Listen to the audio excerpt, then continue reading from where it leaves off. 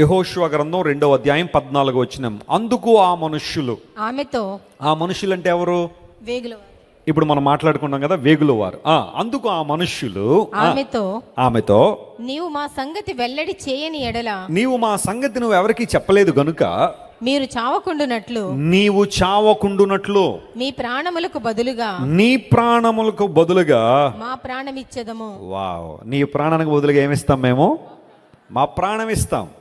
యెహోవా ఈ దేశమును మాకిచ్చినప్పుడు, దేవుడు ఈ దేశాన్ని మాకు ఇవ్వబోతున్నాడు. అది మాకు ఇచ్చేటప్పుడు నిజముగా మేము నీకు ఉపకారము నిజముగా చేసేదమని, మేము నీకు ఏం చేస్తామో. ఉపకారం. ఇది మంచి మాట కాదా? ఖచ్చితంగా మంచి మాట. మీరు ఎప్పుడైనా చెప్పారు ఎవరికైనా ఇలా, నేను నీకు ఉపకారం చేస్తాను అని ఎవరికైనా చెప్పారండి మీ లైఫ్లో? చెప్పింది నెరవేర్చారా? ఇంకో ప్రశ్న అదే. In addition to that question, నీవు ఇచ్చిన వాగ్దానం ఎప్పుడైనా నెరవేర్చావా? నీకు ఉపకారం చేస్తాను, మేలు చేస్తాను అని చెప్పావు, మంచిదే. అవకాశం ఇచ్చినట్టు మేలు చేసావా?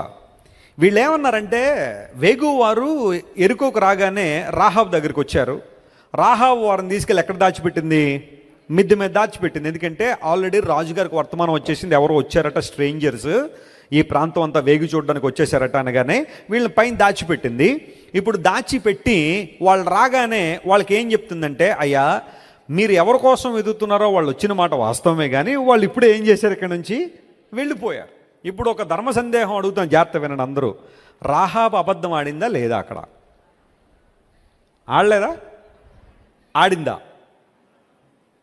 చెప్పండి, పర్లేదు, దాంట్లో ఏముంది. ఇప్పుడు ఎవరో ఇద్దరు వచ్చారని ఇంటికి, వాళ్ళ మిద్దె మీద దాచిపెట్టింది. పోలీసులు వచ్చారు, అమ్మ ఉన్నారా మీ ఇంట్లో అంటే, లేదండి వెళ్ళిపోయారండి అంత. అది అబద్ధమా కాదా? మరి రాహాబుని ఎందుకు మనం మెచ్చుకుంటున్నాం ఇక్కడ? మరి రాహాబుని మెచ్చేసుకుంటున్నాం కదా, మరి ఆమె అబద్ధం ఆడింది కదా వాళ్ళ ఇంట్లో తీసుకొచ్చి. జాగ్రత్త గమనించండి, ఆమె దేవుని ప్రణాళిక నిమిత్తం జీవించింది అక్కడ. స్తోత్రం చెప్పండి, హల్లెలూయా. ఒక హయ్యర్ కాజ్ ఉన్నప్పుడు ఎప్పుడైనా సరే, జాగ్రత్త గమనించండి, అబద్ధాన్ని ప్రోత్సహించమని నేను చెప్పట్లేదు ఇక్కడ, అబద్ధాన్ని ప్రోత్సహించే పరిస్థితి కాదు. కానీ ఒక హయ్యర్ కాజ్ లేదా దేవునికి లోబడాల్సిన పరిస్థితి వచ్చినప్పుడు, దేవునికి లోబడే ప్రక్రియలో ఒకవేళ అలాంటి సందర్భం ఎదుర్కొన్నప్పుడు నువ్వు ఏదైనా అలాంటి విషయాన్ని చెప్పినప్పుడు దేవుడు నీ హృదయాన్ని అర్థం చేసుకుంటాడు. అక్కడ నీ ఇంటెన్షన్ దేవుడు చూస్తాడు. ఒక ఎగ్జాంపుల్ చెప్తే మీకు బాగా అర్థమైద్ది. 2వ ప్రపంచ యుద్ధ కాలంలో హిట్లర్ అనేక మంది చంపేస్తున్నాడు. హిట్లర్ మంచోడా చెడ్డోడా అంటే ఖచ్చితంగా చెడ్డోడే. ఎందుకోసం అంటే కనబడిన వాళ్ళు కనబడినట్టు గ్యాస్ ఛాంబర్లో పెట్టి చంపేస్తున్నాడు. పెద్ద పెద్ద గ్యాస్ ఛాంబర్లు లాంటివి కట్టేసి లోపల సమూహాలుగా ప్రజలను వేసేసి గ్యాస్ రిలీజ్ చేసేవాడు. వాళ్ళందరూ ఊపిరాడక విలవెల్లాడిపోయి చచ్చిపోతూ ఉంటే వాళ్ళందరినీ తీసుకెళ్ళి సామూహిక ఖననం చేసేవాడు. గోతులు తవ్వేసి వాళ్ళందరినీ వేసేసి పెట్రోల్ పోసి కాల్చేయడమే. 2వ ప్రపంచ యుద్ధ కాలంలో జరిగిన బీభత్సకాండ ప్రపంచానికి ఎప్పుడు జరగలేదని అనిపిస్తుంది. సుమారుగా 5,90,00,000 మంది చచ్చిపోయారు. అందులో 60 లక్షల మంది యూదులే చనిపోయారు. ఆ టైంలో యూదులు ఏం చేశారంటే ప్రక్క దేశాలకు, చాలా ప్రాంతాలకు చెదిరిపోయి ఒక్కొక్కళ్ళ ఇళ్ళలో దాక్కున్నారు. ఫర్ ఎగ్జాంపుల్, మీరే ఒక పోలాండ్లోనో లేకపోతే ఆ ప్రక్కనున్న వేరే దేశంలో ఉన్నారనుకుందాం. మీ ఇంటికి కొంతమంది యూదులు వచ్చారు, అయ్యా హిట్లర్ మమ్మల్ని చంపేస్తున్నాడండి, కొంచెం మీ ఇంట్లో మమ్మల్ని దాచిపెడతారంటే మీరు వాళ్ళని లోపలికి రమ్మని దాచిపెట్టారు. లోపల హిట్లర్ సైనికులు వచ్చారు. లోపల ఎవరైనా ఉన్నారంటే మీరు లేరు అన్నారు. ఇప్పుడు మీరు అబద్ధం ఆడారా, నిజం చెప్పారా? మీరు ఆడింది అబద్ధమే, కానీ దాని వెనుక ఏముంది? ఒక గొప్ప ఉద్దేశం ఉంది. అదేంటో తెలుసా?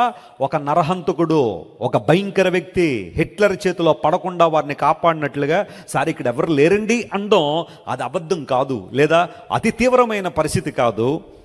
నా మాట మీరు అర్థం చేసుకోగలిగితే దేవుడు అక్కడ మీ ఇంటెన్షన్ చూశాడు. ఒక భయంకరమైన కష్టం ఒక కుటుంబాన్ని తప్పించడంలో మీరు తెలివిగా ప్రవర్తించిన వారే కానీ అక్కడ మీరు తప్పు చేసినట్టు కాదు. ఈ విషయాన్ని గమనించండి. రాహాబు చేసిన పని అదే. ఎరికో రాజు దేవుని ఎరిగినవాడు, ఎరికో రాజు దేవునికి సంబంధించిన విధానాలు ఎరిగినవాడు. అతని చేతిలో వీళ్ళు పడకుండా ఉన్నట్లుగా వీరిని కాచి కాపాడింది.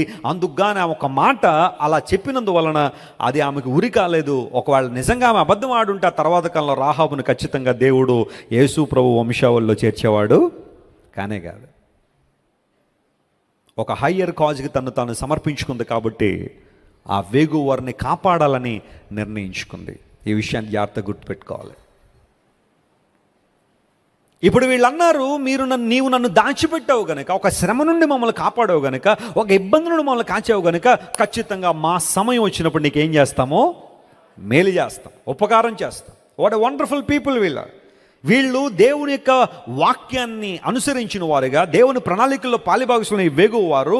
ఆమె ఇచ్చిన మేలుకు తిరిగి ఉపకారం చేయాలని ఆలోచన కలిగి ఉండి, మేము నీకు మేలు చేస్తామని వాగ్దానం చేశారు.